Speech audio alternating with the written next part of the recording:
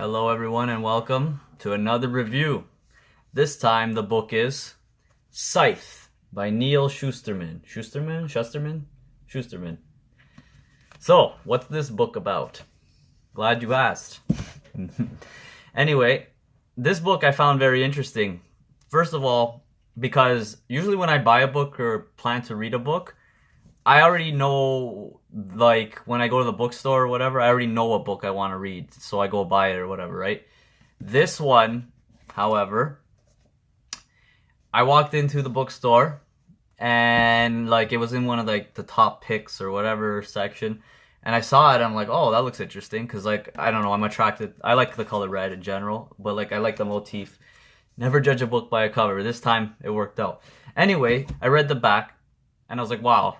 And this book, I blazed right through it. Like, I probably read it, I read it, would have been way faster if I didn't have other things to do in my life, but I read it in like a few days. Anyway, what's it about? So, Scythe, it's called Scythe because in the future of our world, humanity has achieved perfection. So, what does that mean? Usually books are based on dystopian societies. This is almost, in a weird way, you could still say it's dystopian, but it's kind of utopian because the whole world, there's no death, they conquered death, they've conquered all the world's problems. Okay, so there's no hunger. There is hunger, but like there's no shortage of food. So when you're hungry, you eat. There's always, everything's accounted for. Life is perfect. So now if people can't die, the problem is that if the world becomes overpopulated, then it won't work.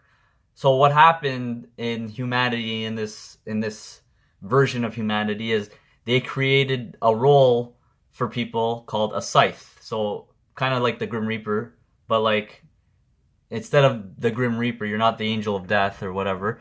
You are the tool of death, and they don't like to look at it as a bad thing.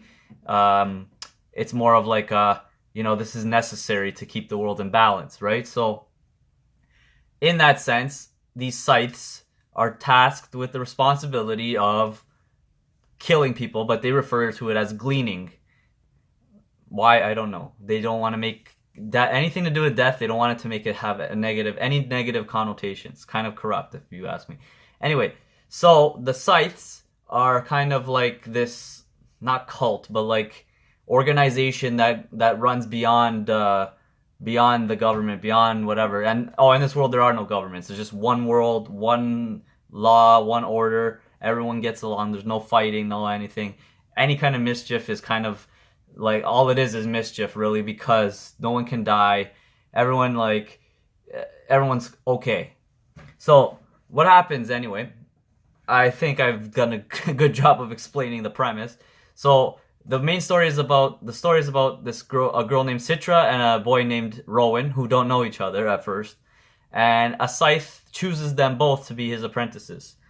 Now, this is interesting because they don't want to be his apprentice. Neither of them want to be his apprentice. Which, ironically, or not ironically, it makes a lot of sense, is one of the requirements to choosing an apprentice is it has to be someone who doesn't want to do it. Like, in their deep down, like, they don't want to do it, right? Because then anyone who wants to be a killer, you wouldn't be like, hey, you know what, go nuts. And then like this, they would just go on a rampage, right? So Rowan and Citra don't want to do this apprenticeship, and they're forced into it. They do it reluctantly. They're not forced. They have a choice, and they end up choosing it because of the benefits of, like, their family becomes immune to being gleaned, etc., etc. So this is where the story kind of takes off, and things get interesting because things go on behind the scenes. There's a whole scythe world. There's a whole, like, hierarchy. There's a what's it called? Organization when they all get together. Oh my god, the conclave. Every so many times in a year. So I could go on, but why?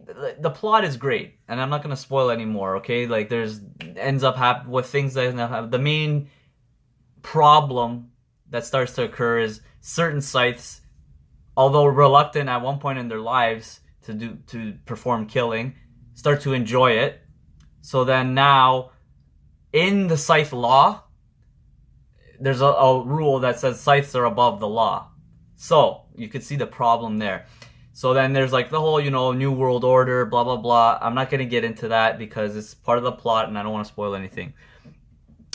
What makes this book really interesting for me was, okay, that's one aspect, but how people, this version of humanity is so, takes their own lives for granted, because they actually talk about the mortal age, which is what we are in, the mortal age where we could die. And where some of them are jealous, or like they actually not resent us, but like they envy us in a way because we don't know what day could be our last, so we live our lives to our fullest. Whereas in this society, yeah, besides the fact that you have a chance of getting gleaned, overall, the chances of you getting gleaned are very like minute in the grand scheme of things, right? So overall, it's like the implications of like, what are you doing with your life? Like, what's the point? Like, you can't die. Everything that needs to be achieved in the world has been achieved.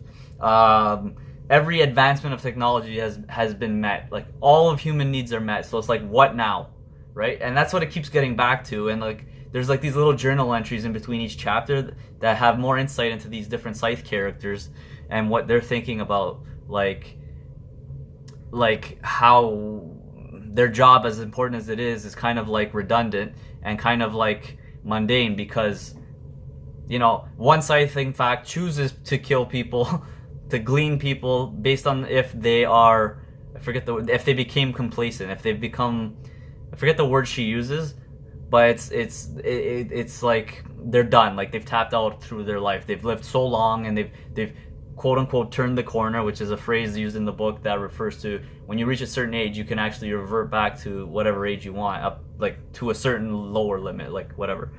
Anyway, so like, she chooses to glean people based on how, like, people that have lived their life. Like, okay, they're done. She sees it in their body language, their tone, their composure, which is interesting because it's like she's choosing it on a kind of like, yeah, she could say that I get that point of view, but it's like, how do you know just by looking at them, right? So what makes that's what the whole book is interesting to me, is like this whole impact of like life and death and how it's explored in this book, where you can't die unless a person who is responsible for controlling the population chooses, hey, you're gonna die today.